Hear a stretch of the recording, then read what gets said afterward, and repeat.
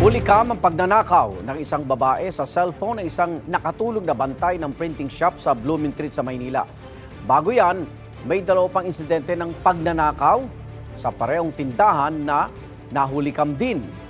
Kaya unang balita si Jomer Apresto. Napahinto sa paglalakad ang babaeng yan sa bahagi ng Blooming Treat sa Maynila nitong linggo. Bahagya siyang lumapit sa isang printing shop habang nagmamasid sa lugar. Ilang saglit lang, dali-dali niyang tinangay ang cellphone ng isang lalaking nasa bangketa sa katumakas.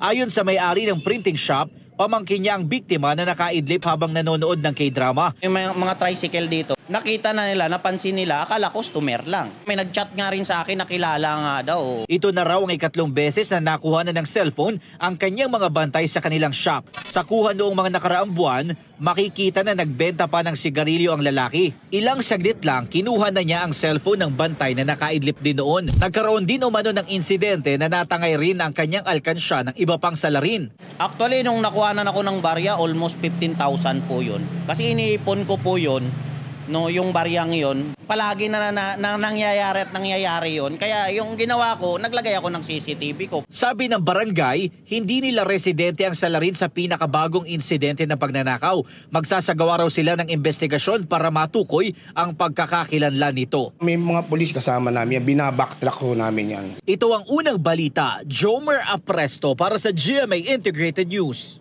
Igan, mauna ka sa mga balita, mag-subscribe na sa GMA Integrated News sa YouTube para sa iba't ibang ulat sa ating bansa.